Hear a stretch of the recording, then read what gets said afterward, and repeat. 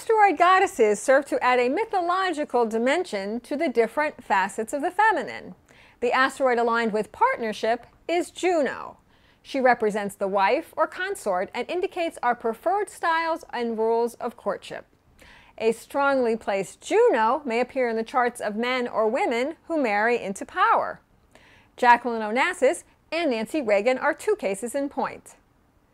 Juno, while relating to the institution of marriage or contractual relations, has a lot to do with attraction and ownership, marriage originally being about property. And when the Juno of one person contacts the planet of another, the Juno person wants to marry or possess that person's mind, Mercury, heart, Venus, or sexuality, Mars.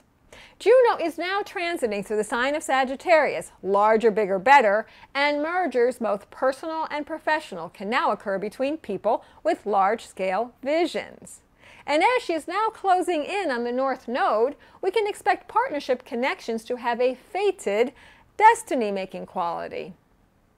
Our last asteroid goddess is Vesta, and she is correlated with the three types of sisterhood: sister, sister, and sister. She also relates to the crone, the time in one's life where one can break free from the yoke of familial and domestic obligations and focus on his or her great work. While sex for Athena may be sport, or hanging with the guys, if at all, for Ceres it is to procreate, and for Juno it is to seal the bond. Sex in relation to Vesta is that of sacred spirituality, connecting the divine feminine with the divine masculine in human form to birth creation.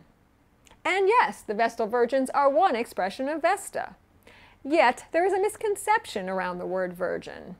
In pre-Roman times, virgin simply meant a woman who did not marry or need a man to complete herself. And as a temple priestess, this did not preclude her from having sex, but it was in the form of sex as a spiritual rite of fertility and creation. But with patriarchal ruling and the splitting of the sacred and the sexual, she was forced into the role of chastity. In modern times, an afflicted Vesta can point to sexual complexes that run the gamut from frigidity and barrenness to promiscuity and prostitution. Vesta is now traveling through Aries for the next few months, igniting in some the desire to commit to working for freedom and liberation for all. In the sign of the fire starter, this calls for single-pointed action and combativeness if necessary. And with the amplified blowtorch of Uranus in Aries, she will undoubtedly be igniting fireworks and explosions around the world. The next 100 years will center on the advancement of women and the feminine principle, and those who choose to restrict her will receive the wrath of Kali, who is best exemplified as all four goddesses on high-octane fuel. And with that in mind, please continue to provide us with heart, mind, and soul fuel, and subscribe, share, rate, or comment on this video. Thanks for watching.